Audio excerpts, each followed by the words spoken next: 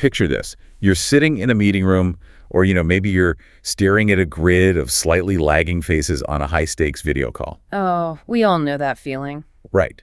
And you know exactly what you want to say. You have the entire strategy perfectly mapped out in your head. Down to the last detail. Exactly. And if you were doing this in your native language, you would sound incredibly sharp. You'd be persuasive, completely in control of the room. But you have to do it in English. And suddenly, under the pressure of that specific moment, you just can't find the right words to sound both professional and polite. You just freeze up. Yeah, it's a very specific kind of professional paralysis. And honestly, it's entirely universal. It really is. I mean, maybe you use a phrase that translates directly from your native language, but it lands just a little too bluntly in English. Or perhaps you just start rambling because the silence feels deafening. Oh, the worst. You can practically feel the energy in the room completely shift against you. I mean, it's the absolute difference between smoothly closing a deal and creating an incredibly awkward, tense silence. It happens because the gap between your actual technical competence and your linguistic confidence in that moment, well, it just feels massive. You're essentially trapped behind a language barrier of your own making. Yeah, and the tragic part is, it's not because you don't know English. You clearly do. You're listening to this. Right, you clearly do. It's just because you're relying on general vocabulary when what you actually need are strategic, preloaded phrases that are ready to deploy the second you need them. Because when you're processing complex business logic and reading the room and translating your thoughts all at once, I mean, your brain's cognitive load is maxed out. It's totally maxed out. You literally do not have the mental bandwidth to invent diplomatic phrasing on the fly. Spot on. And that is the exact tension we're unraveling today. For this deep dive, we're stepping into the role of your personal, highly experienced English teachers. Which is going to be a lot of fun. So much fun. Our entire mission today is decoding the specific layer of B2 to C1 level business English that is reserved specifically for meetings and negotiations. We have a massive stack of source material here to go through. We really do. We're pulling from linguistic research, negotiation strategies, cross-cultural communication studies, and it all boils down to 18 critical phrases. 18 tools. And these are the tools that will transform you from a hesitant, translating in your head participant into a fluid, strategic communicator. But before we even touch those phrases, we need to establish a fundamental truth about this material, because I think this trips up a lot of people. Oh, it trips up almost every intermediate to advanced learner I've ever seen. The truth is, effective business English, the kind that actually gets multi-million-dollar deals signed, is absolutely not about sounding complicated. Yes, thank you. It is a complete myth. It's not about deploying a thesaurus or wrapping your ideas in exaggerated corporate jargon just to sound smart. Right. Instead, it is entirely about being clear, respectful, specific, and strategic. Exactly. So let's unpack this right away, because, I mean, I see this happen all the time.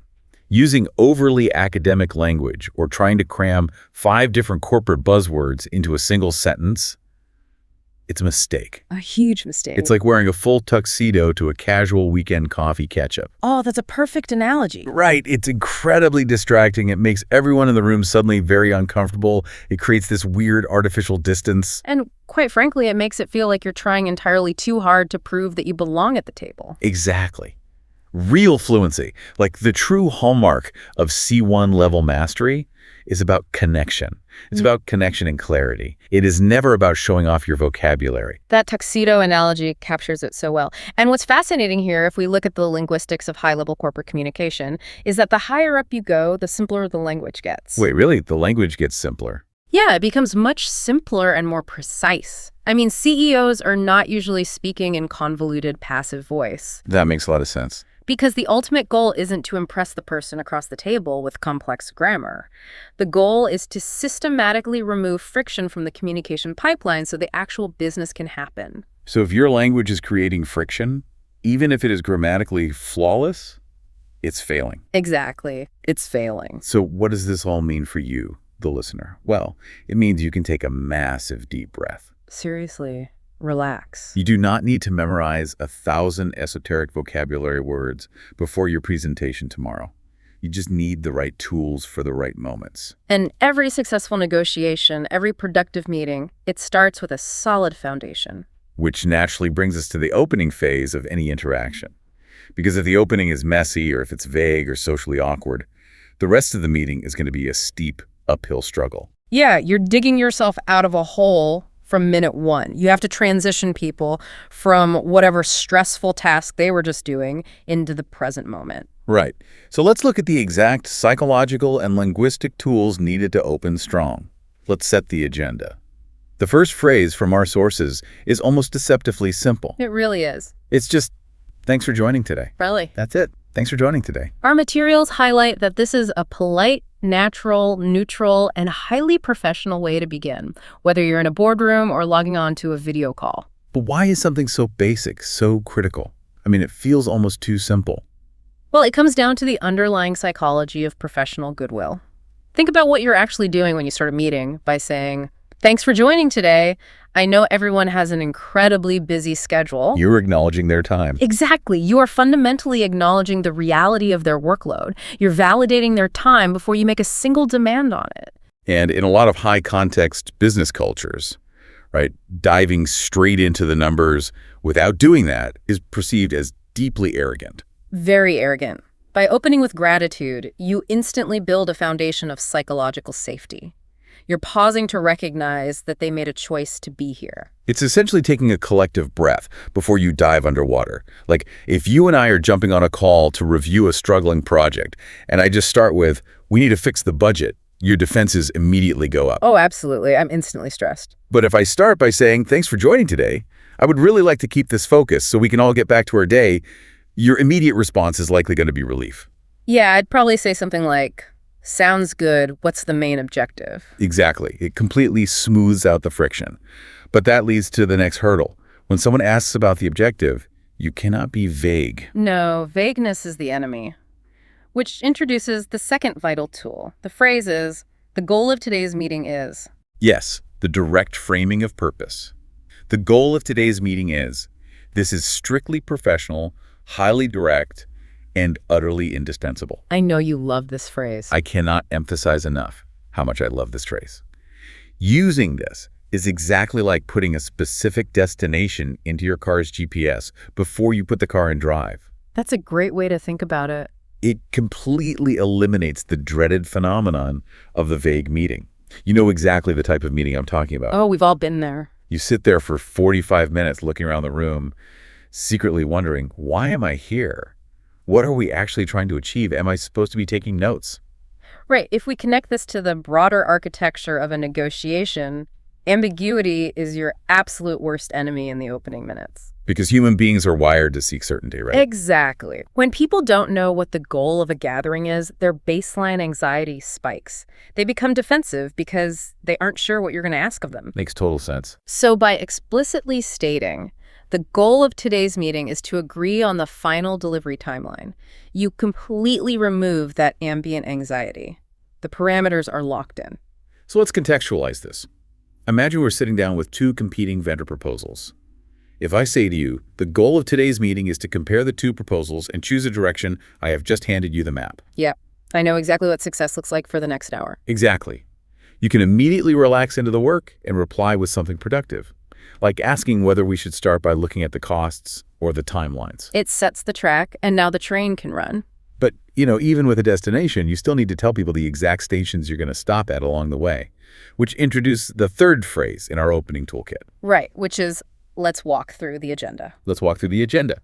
This is universally recognized as the most natural professional way to review your planned topics in sequential order. But the linguistic nuance hidden inside this phrase is incredibly important for a B2-C1 learner to grasp. Notice the specific verb choice. Oh yeah, we don't say, let's sprint through the agenda. Exactly. We don't say sprint, or let's attack the agenda, or even let's run through the agenda, which can sound a bit rushed. We say walk through. Here's where the linguistic choices get really interesting to me. Because walk through evokes such a specific feeling. It sounds incredibly calm. And that is precisely the intention. It implies a guided, steady, highly methodical, step-by-step journey. So when you say, let's walk through the agenda, you're subconsciously signaling to the entire room, hey, I'm in control, I have a well-thought-out plan, and we are going to navigate this together without panic. Yes. It is a highly collaborative phrasing that lowers the collective heart rate of the room. It's incredibly stabilizing language. I mean, if I open a tense budget meeting by saying, let's walk through the agenda before we get into the granular details, I'm building a safe, structured environment. You can calmly look at the screen and see that we're going to cover the budget, the staffing shortages, and then the next steps. Nobody is going to get ambushed. But of course, no meeting survives contact with reality perfectly. You can set the GPS, you can clearly outline the walking path, but human communication is messy. Oh, very messy. Conversations inevitably start to get confusing. People drift off topic, complex technical concepts get lost in translation, and misunderstandings just begin to compound. Inevitably. I mean, I have never been in a meeting that didn't threaten to go off the rails at least once, which means we have to transition our skill set from merely opening the meeting to actually managing the living flow of it. Because a meeting is a living organism. It can get totally derailed in a matter of seconds if you aren't paying attention. Right. And managing the conversation isn't about being bossy or slamming your fist on the table. It's about being a careful, diplomatic guide. So let's look at how we handle the moment confusion strikes. This brings us to a phrase that is a lifesaver. And that is, could you clarify what you mean by? Could you clarify what you mean by? This should be your absolute go-to diplomatic tool for asking for clearer explanations when something a counterpart says is vague or confusing. Okay, but I am going to push back on this one a little bit. As a language learner, my instinct is efficiency. Why do I need to use 8 words when I can just use 4? I hear this question a lot. Right. Isn't it just faster and therefore better to say, I don't understand? Like, if someone is explaining a new software architecture and they're doing a terrible job of it, why not just say, I don't understand your idea? You've hit on something incredibly deep regarding how language impacts the human ego, especially in a corporate environment. If you bluntly state, I don't understand, it often sounds heavily defensive. Or right. worse, depending entirely on your tone and the cultural context, it can sound like an accusation. It can sound like you are blaming the other person for being an incompetent communicator. Wow, yeah, that puts a hard, awkward stop on the momentum of the conversation. Exactly.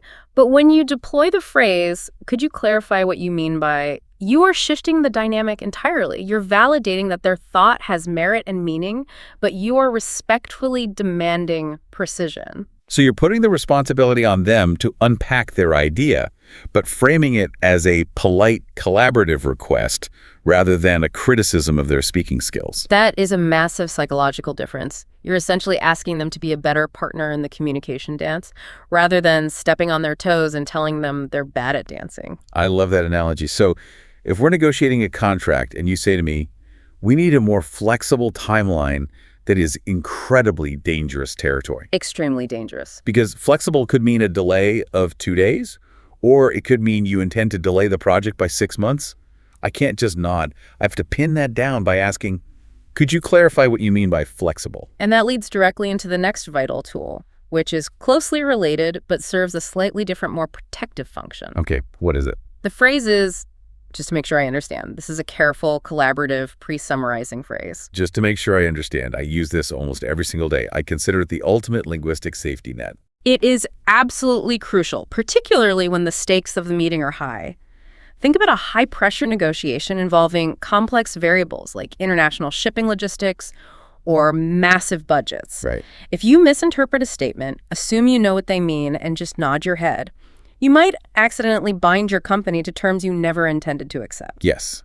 You absolutely do not want to smile, nod politely to keep the peace, and suddenly realize an hour later that you've just given away a 20% discount because you misheard their subtle phrasing. Exactly. Using, just to make sure I understand, hits the pause button on the entire room. It's like hitting instant replay so both parties can stare at the exact fact sitting on the table. If you tell me we may need more time before signing this, I need to translate that vague corporate speak into a concrete reality. So what do you say? So I'll say, just to make sure I understand, you need to get final legal approval first. Look at the dynamic you just created there. You are doing the vital translation work, but you're doing it collaboratively. You aren't saying, so you're telling me you failed to get legal approval yet. Right, which would immediately put them on the defensive. Instead, you are intentionally placing yourself in the humble position of the learner, trying to make sure your own facts are straight.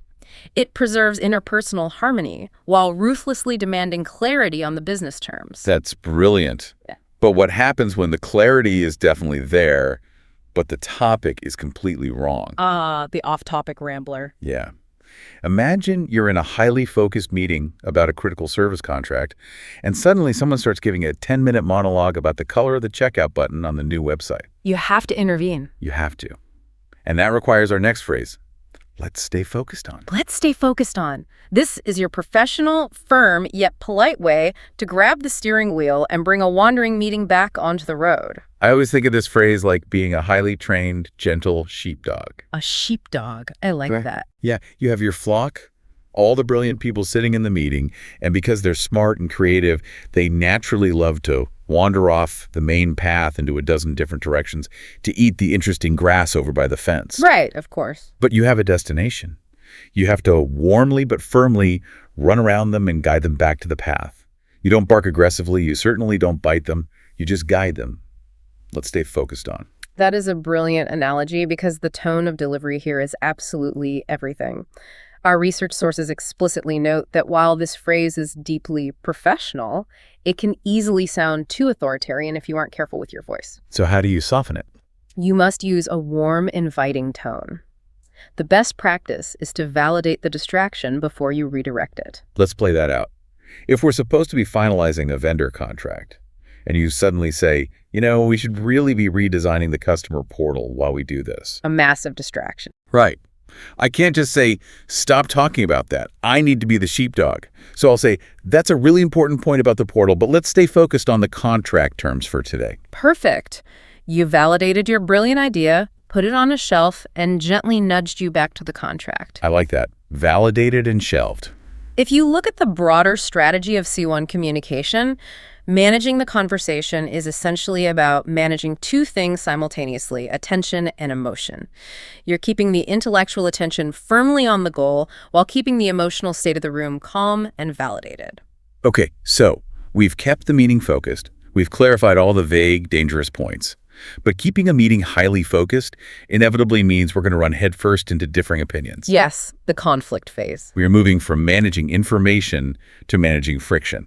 And from my experience, this is exactly where intermediate learners people right in that B2 space often completely freeze. It's true. They're utterly terrified of sounding rude in English when they need to disagree with a superior or a client. It's a deeply valid fear. The direct translation of disagreement from many high-context languages into English can sound incredibly abrasive to a native English speaker's ear. You cannot just use the translated equivalent of "you are incorrect." You need diplomatic buffers, which transitions us into sharing opinions and disagreeing diplomatically. And the foundation for this entire skill set is the phrase, "from my perspective." From my perspective. To me, this is such a massive, elegant upgrade from just saying, "I think," or "in my opinion." It truly is. The dictionary meaning here is simply a professional way to introduce your thought, but the linguistic register is what actually matters in the room. It is beautifully neutral, highly respectful, and significantly softer and more mature than I think. But why is it softer, though? Let's break down the mechanics of that. Why does perspective work so well? Well, by utilizing the word perspective, you are acknowledging a fundamental, undeniable truth of business. Absolutely no one has the complete, omniscient picture. Oh, that makes sense. You're framing your view as just one specific angle of looking at a highly complex problem. You are implicitly saying to the room, this is what the landscape looks like from exactly where I am standing, but I fully acknowledge you are standing somewhere else and seeing something different. Wow, there's a lot of deep psychology packed into those three words. Right. It instantly lowers the defensive walls of the listener because you aren't arrogant enough to claim absolute universal truth. You're just sharing your specific vantage point. It's the stark difference between slamming your hand on the table and say, this is a terrible deal, versus leaning forward and saying, from my perspective, this deal carries some significant risks. Exactly. If you say to me, from my perspective, we need a much clearer approval process, my ego isn't threatened. Right. You can easily agree and say, I see what you mean. The current process is creating delays. It invites collaboration rather than starting a battle. But what if you flat out disagree with their perspective? What if they're just objectively wrong? Then you need to deploy the classic diplomatic pivot. I see your point. The classic. This is the gold standard for disagreeing after acknowledging their worldview. Okay, here is another pushback from me. I see a huge trap here. Oh, there definitely is a trap. Let's hear it. If I say, I see your point, which sounds incredibly empathetic, and then I immediately followed up the word but. Doesn't that tiny 3-letter word just completely erase and invalidate all the nice empathy I just showed? Yes. Doesn't but essentially mean ignore the previous sentence, here comes the real truth? You have identified one of the most dangerous pitfalls in English negotiation. Our sources explicitly warn about the cognitive effect of this word. So it's not just a language thing, it's a brain thing. Neurologically speaking, the word but acts as a hard linguistic pivot point, and it does essentially negate the clause that preceded it in the listener's working memory. It can actually trigger a mild threat response in the brain. So if you overuse it, if every single sentence out of your mouth is, I hear you, but, that's a nice idea, but, you will quickly be perceived as highly resistant. You'll sound combative and purely argumentative. It is a powerful tool that must be used strategically, sparingly, and only when you truly need to draw a sharp contrast. So it's a heavy hammer, not a daily fly swatter. You use it for the big structural disagreements, not the tiny quibbles. Exactly. Let's say a client is pushing us incredibly hard on pricing. They say, we absolutely need the lowest possible price to make this work.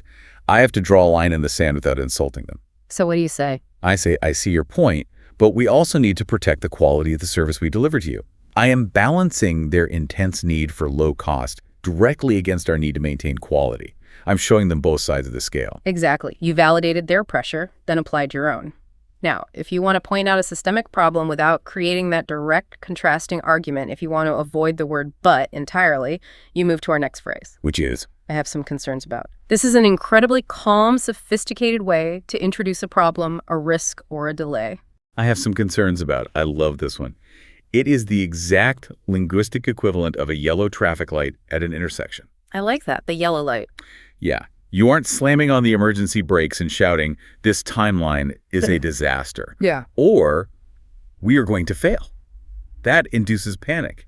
Instead, you are just smoothly, gently slowing the decision-making momentum down. You're telling everyone in the car to proceed with extreme caution. And the brilliance of this phrase lies in its internal framing. It is much less confrontational than stating a problem as a hard, objective, external fact. How so? Well, you aren't saying the timeline is flawed. You are framing the problem as an internal emotional state you're concerned. No one can argue with your internal state. It shifts the dynamic from an external accusation to a mutual exploration of your worry. That's a great point. So if a manager asks, are we ready to finally approve this proposal? And I know the engineering team needs 3 more weeks. I won't say no. I'll just flip the traffic light to yellow. I'll say, I have some concerns about the implementation timeline. I didn't say no. I just slowed down the momentum so we can open the hood and inspect the engine. Which serves as a perfect transition, because once you've successfully slowed down the hasty decision, once you've voiced your internal concerns and disagreed diplomatically, you cannot just sit there in silence. No, you can't. A negotiation cannot permanently exist in a state of polite disagreement. If you point out a problem, the burden is on you to eventually pivot to putting actual workable solutions on the table. Exactly. You have to shift gears from playing defense to playing offense. You have to move from conflict to constructive problem solving. And that takes us into the mechanics of making proposals and counteroffers. This is where deals are actually built. And the phrase you need when it is time to put your cards face up on the table is, what we can offer is. This is a highly professional, remarkably direct framing of a formal proposal. The inherent power of this phrase is its sheer, unadulterated clarity. It's very clear. You deploy this specific phrasing when the vague exploration phase is officially over, and you are finally ready to put a concrete, undeniable, measurable option on the table. There is zero fluff here. What we can offer is, it's solid, it's real. If we've been dancing around pricing for an hour, let's finally cut through the noise and say, what we can offer is a lower setup fee if you can commit to a 12-month contract. It demands a real response. You have to look at that offer and say, that could work. Let's look at the revised numbers. But sometimes, you aren't quite ready to make a firm, binding offer. Sometimes you just want to float a trial balloon into the air just to see how the other side reacts before you commit. That requires a softer tool. And that phrase is, would you be open to? Would you be open to? This is a masterpiece of diplomatic suggestion. It is a collaborative framing technique that floats an idea without forcing the issue or backing anyone into a corner. It really is. But what is the underlying psychology there? Why does "would you be open to" work so much better than just telling them what you want? Think deeply about the alternative. The alternative is making a declarative demand. We need to extend the deadline. Human beings are neurologically hardwired to resist demands. Because nobody likes being told what to do. Exactly. A demand triggers the preservation of autonomy. People instinctively want to say no just to prove they have the power to do so. But by asking, would you be open to, you are asking a hypothetical question that explicitly grants the other party full agency. You're making them feel like they retain complete control to say yes or no. Yes. Ironically, by giving them the power to reject the idea easily, they become significantly more likely to consider it. You are inviting them to voluntarily step through an open door, rather than trying to forcefully push them through it. That is a brilliant insight into negotiation psychology. It's not a demand, it's a polite invitation to explore an alternate reality. Right. So if we're arguing about a software launch, I won't demand a delay. I'll ask, would you be open to a phased rollout instead of a full launch? I floated the balloon. And instead of shooting it down, you might just add a string to it and say, yes, I'd be open to that, but only if the first phase includes our highest priority features. And look at that. We're negotiating now. We are. Which brings us to the absolute, undisputed golden rule of all negotiations, the phrase that anchors everything. And that is, if we agree to that, we would need. If we agree to that, we would need. This is a classic conditional phrase, linguistically connecting a concession directly with a requirement. And you're absolutely right. This is the structural load-bearing foundation of all successful negotiation. It is the golden rule. Concession plus condition. You never, ever, under any circumstances, give something away for free without getting something of equal value in return. If you do, you aren't negotiating. You're just surrendering. If the client wants a massive discount, they have to buy more volume. If they want the delivery incredibly fast, it is going to cost them significantly more money. You link your concession to their cost with an unbreakable linguistic chain. If we do X for you, we need Y from you. Linguistically, it establishes a firm boundary of respect. It signals to the room that you are highly cooperative, demonstrated by the phrase, if we agree to that. But you are absolutely not a pushover, demonstrated by the boundary we would need. It commands professional respect. It creates a perfectly balanced scale. So if you say to me, could you reduce the monthly fee by 10%? I will look at you and say, if we agree to that, we would need you to sign a longer contract term. I take weight off your side of the financial scale, but I add weight to my side of the security scale. Beautifully put. So now, the concrete proposals and the conditional counteroffers are hovering in the air above the conference table. We've entered the critical phase of negotiating terms and finding the final agreement. We need the nuanced language to gently reject the things we can't do, adjust the things we can, and finally, accept the deal. And rejecting an offer is very often the hardest part for non-native speakers. The anxiety is intense. How do you say no to a powerful client without blowing up a multi-year relationship?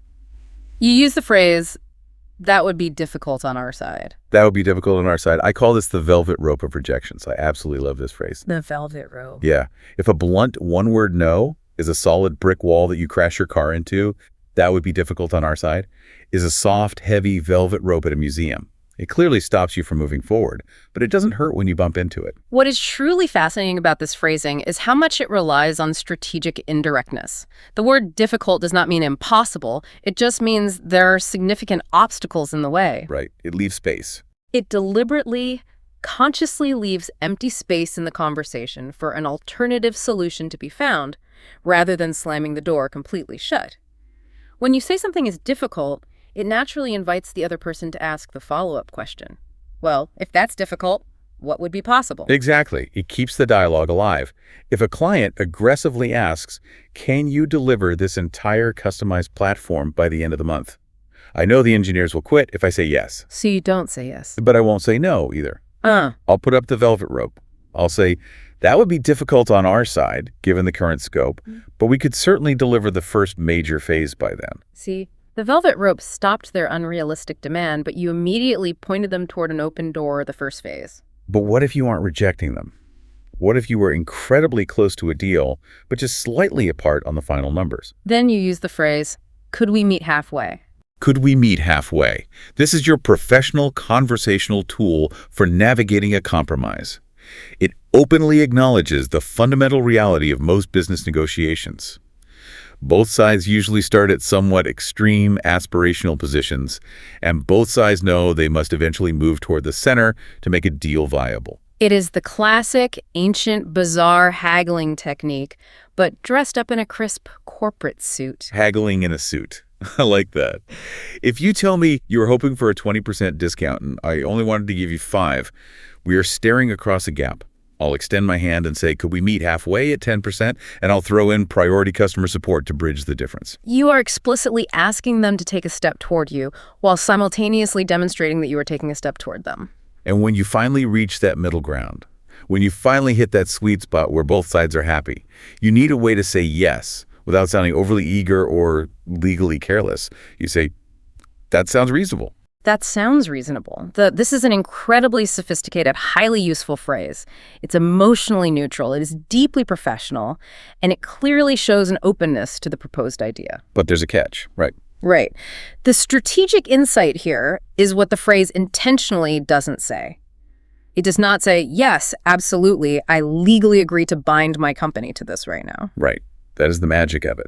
It keeps the mood in the room incredibly positive. It signals to everyone that the proposal is acceptable, but it leaves you the crucial, necessary wiggle room to actually confirm the hard, boring, legal details in writing later. You are not signing a binding contract with your mouth. You're just nodding in agreement with the conceptual framework. So if we agree to extend a deadline, I'll say, that sounds reasonable. Let's confirm the new timeline in writing. That sounds reasonable is the verbal handshake. The writing is the actual contract. And that specific transition, moving from verbal agreement to written confirmation, is absolutely crucial. Because let's imagine a scenario. You've had a brilliant meeting. You've used all the right diplomatic phrases. You've found a compromise. Everyone smiles, says goodbye, and closes their laptops. Sounds like a great meeting. If you stop there, the meeting was utterly useless. Oh, completely and totally useless, because you will inevitably suffer from the corporate disease of post-meeting amnesia. It's a real disease. By tomorrow morning, half the people in that room won't remember exactly what was agreed to, and the other half will remember the numbers completely differently based on what benefited them. We must lock the reality in. The English you use in the final 3 minutes of a meeting is arguably the most important, highest leverage English of the entire hour.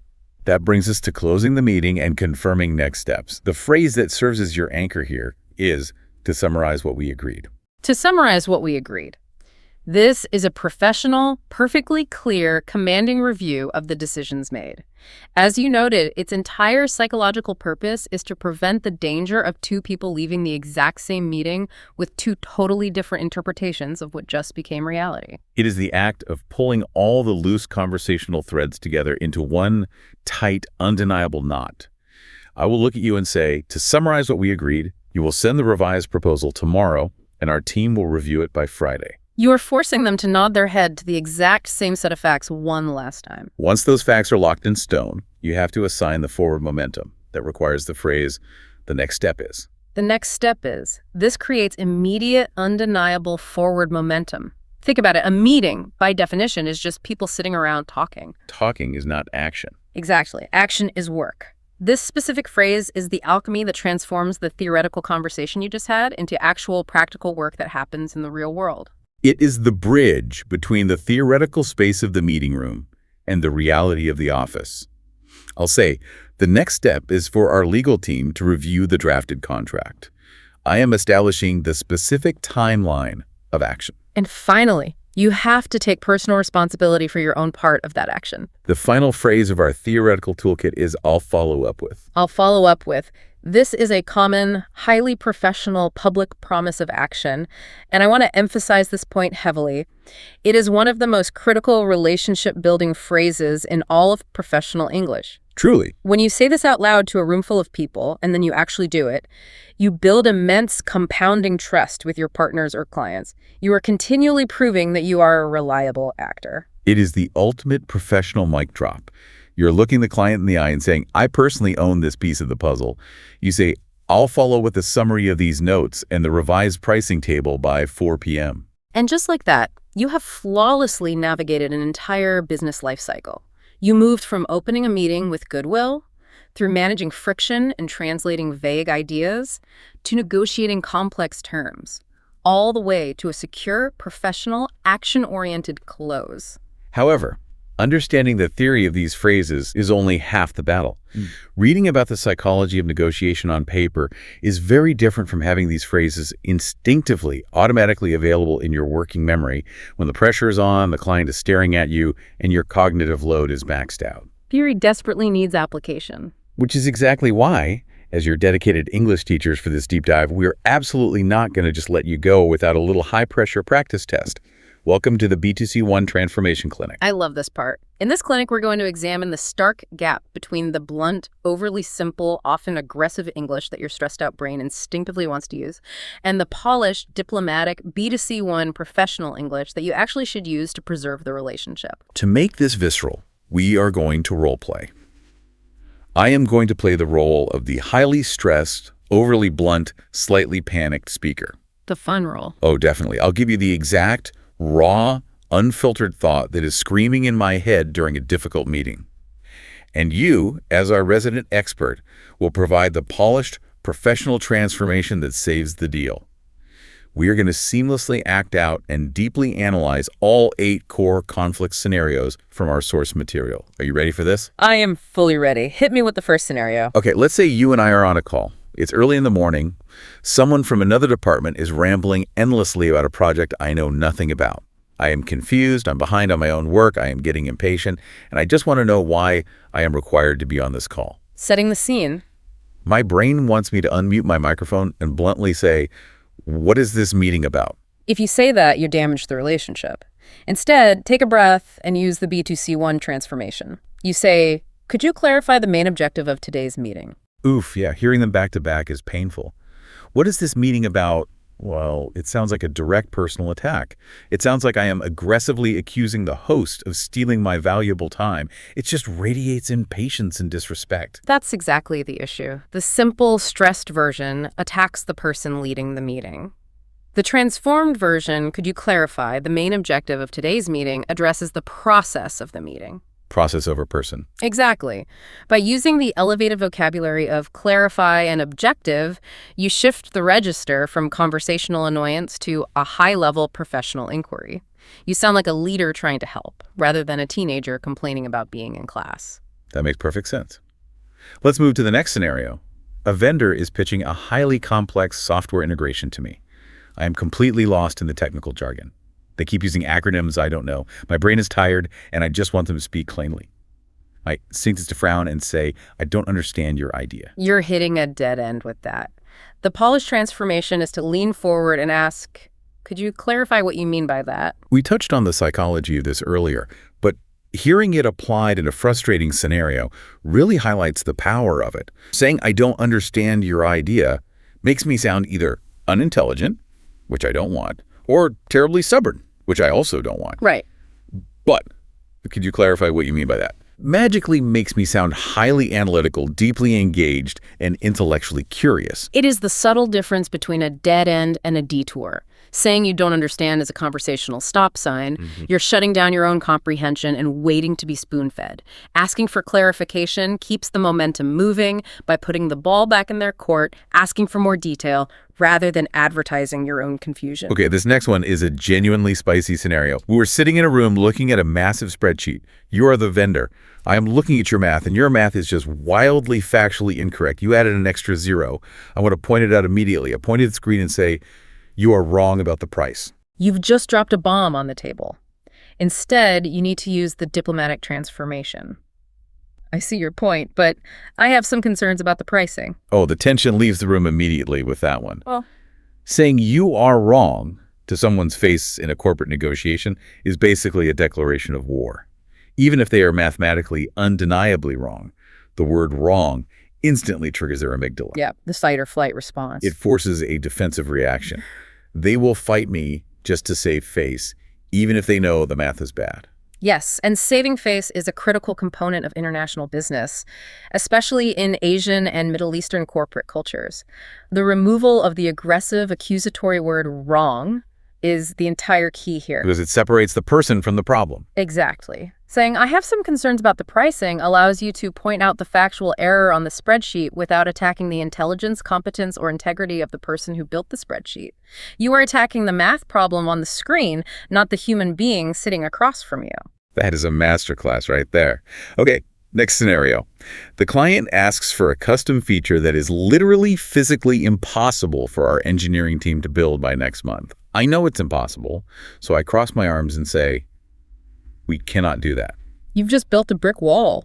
The B2-C1 transformation requires the velvet rope. You say, that would be difficult on our side, but we could explore another option. We cannot do that. It just stops the negotiation cold. It leaves nowhere to go. We just stare at each other in silence. The crucial deal-saving addition in the transform version is that second half, but we could explore another option. You are softening the harsh no by framing it merely as difficult. And then this is the most important part. You are immediately offering a bridge to a new workable solution. Always provide an exit route. Exactly. You never, ever want to leave a hard, naked no hanging in the air without providing a follow-up path for the conversation to travel down. I love that. Let's move to a classic haggling scenario, where at the end of the deal, I want to pay less money. I feel like I have the upper hand. I look them right in the eye and make a demand. Give us a discount. You sound like a mobster. I really do. The professional transformation relies on our golden rule. You ask, would you be open to adjusting the price if we commit to a longer term? Wow. Hearing "give us a discount" out loud really exposes how childish it sounds. It is a pure, unadulterated demand. It's like a child asking a parent for candy. It offers absolutely zero business value in return for the money I'm asking for. That is precisely why it fails at the executive level. The polished version utilizes the concession plus condition framework. By changing the blunt, give us a discount, to the collaborative, would you be open to adjusting the price, you successfully soften a rigid demand into a fluid, collaborative trade. And the condition seals it. Right. By adding the condition, if we commit to a longer term, you demonstrate that you fundamentally understand that business is a mutual exchange of value. You aren't begging, you're trading. All right, let's turn the tables. Let's say I actually do have all the leverage. I am the massive buyer. You are the small vendor. I know you desperately need this deal to make your quarterly numbers. So I lay down my heavy terms and say, we want this, and you must accept it. That is toxic leadership. Ouch. The professional transformation, even when you have all the leverage in the world, is if we agree to that, we would need confirmation on the timeline. Saying you must accept it makes me sound like a movie villain. It's a raw ultimatum.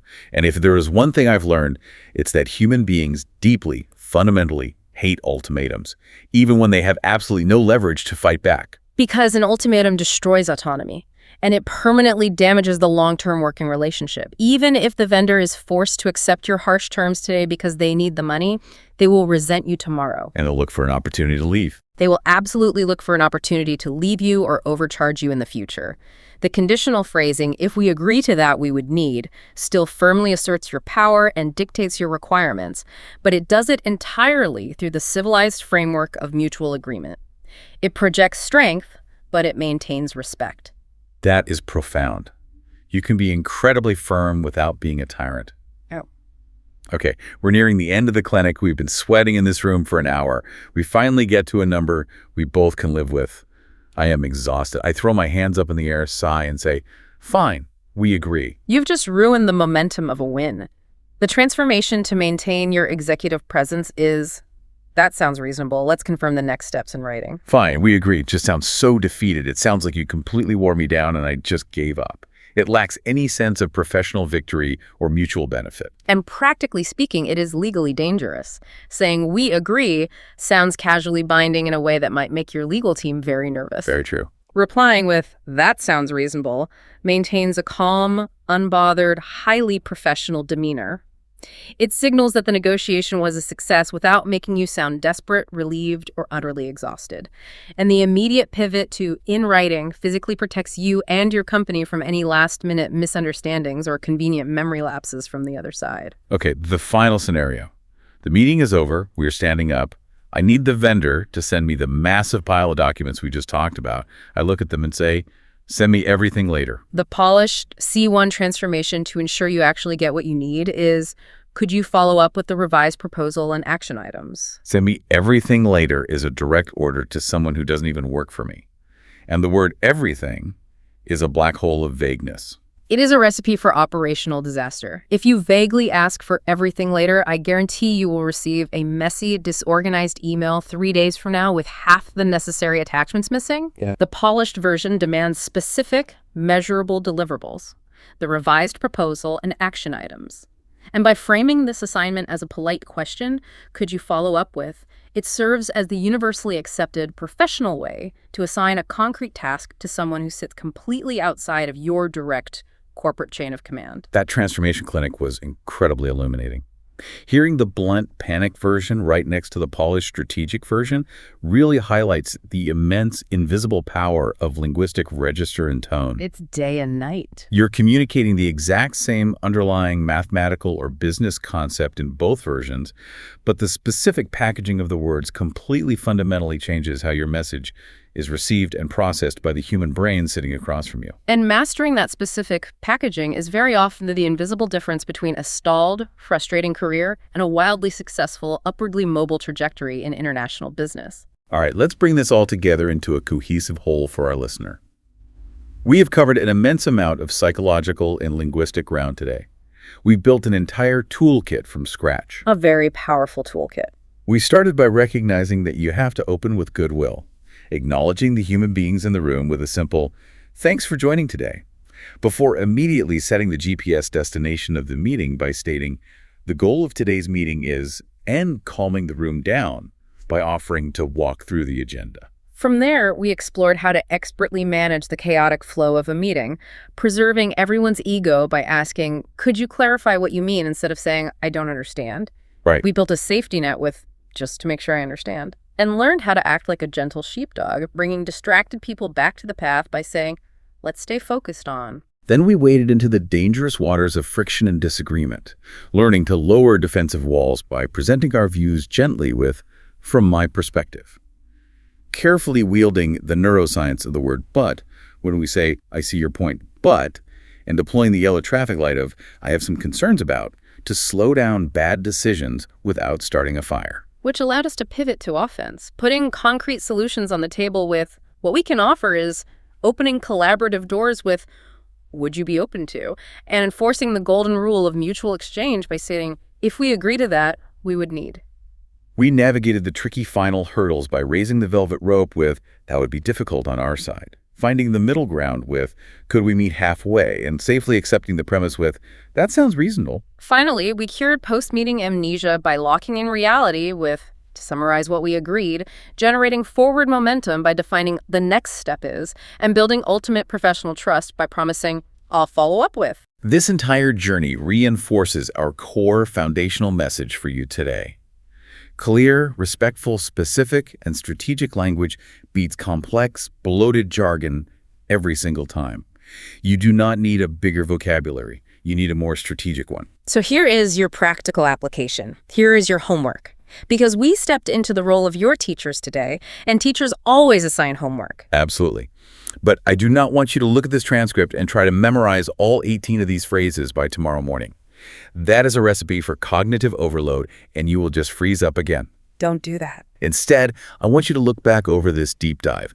Choose exactly 5 phrases, just 5, that feel deeply authentic and natural to your personal communication style. Write those 5 phrases on a brightly colored sticky note. And put that sticky note directly on the bezel of your computer monitor. Yes. And consciously, intentionally force yourself to use those 5 phrases in your very next real-world meeting or negotiation. Just watch what happens to the energy in the room. The change in how people respond to your presence, how they respect your boundaries, and how willing they are to collaborate with you will be immediate and palpable. But before we officially let you go, I want to leave you with a deeper, slightly more philosophical question to chew on while you prep for your next big meeting. Throughout this deep dive, we've largely talked about language as a tool, a delivery mechanism. Right. You have a thought in your brain, you pick a diplomatic phrase from your new toolkit, and you use it to communicate that thought to someone else's brain. Yes, that is the standard functional view of linguistics. Language is a simple vehicle for pre-existing ideas.